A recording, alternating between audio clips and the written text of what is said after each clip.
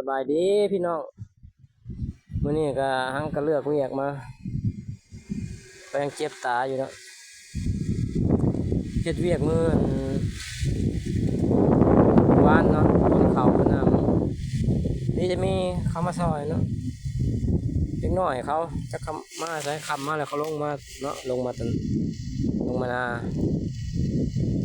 กระย่านโยย่านพ่อแม่เขาตีเขาเว้าเนาะเขาก็บ่ได้บอกหรอกว่าเดินเรียนมาอะไรมานาเขาก็บ่ได้บอกเขาอยากลงเนาะจำเป็นแล้วหรือว่าลงเขาก็ให้เงินเขาเฮ็ดเวียกนั่น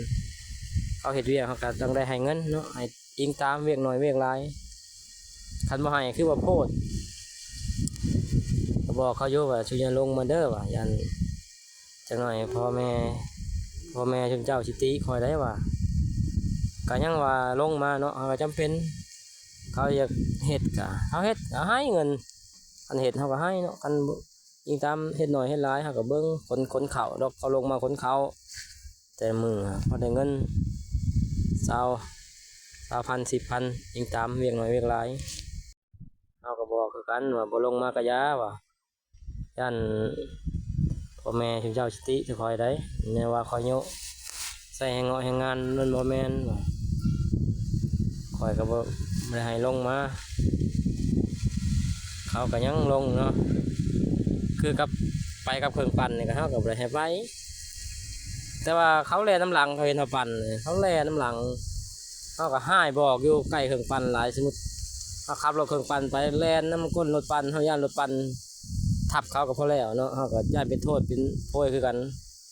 บ่แม่นว่าสิบ่ให้เขาได้ตัวนี้เขาก็ให้คือกันแต่ว่าเขาบ่พังเขาบอกเขายังบ่พังเนาะ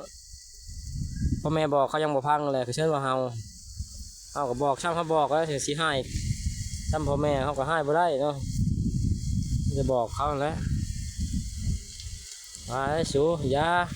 ใกล้รถอย่าใกล้ล้างอย่าไปทับหัวมีแต่ว่าแบบนั้นแหละว่าอย่ามาไหมเวียงงานน้ำกูหันจังหน่อยพ่อแม่ชุสิติว่าก็บอกเขาอยู่เขาบอกพังเขาเธอเลิกเรียนมาก็ลงมาหน้าเขารถเนาะก็ได้เอาให้แลกเงินว่าเขามานำเงินกับแม่นนำเงินกับแม่นแต่ว่าเขาก็ให้แล้วก็เลยเขาเห็ดเวียเขาเห็ดเวียเขาก็ไม่ให้เนาะก็บอกเขาแหละเขาเห็ดเวียเขาบ่ให้เขาบอกคือโพดเอานะเขาก็จำเป็นบางคนว่าสิติเขาว่าเยอะใช้ให้งานเล็กน้อยแบบนั้นมันบ่แม่นเด้อเอาก็คนนั้นเฮ็ดช่วยเฮาก็มีอยู่คนหน้าใกล้กันนี่ก็เขาก็มาเฮ็ดช่วยอยู่สำนั้นเลยเนาะ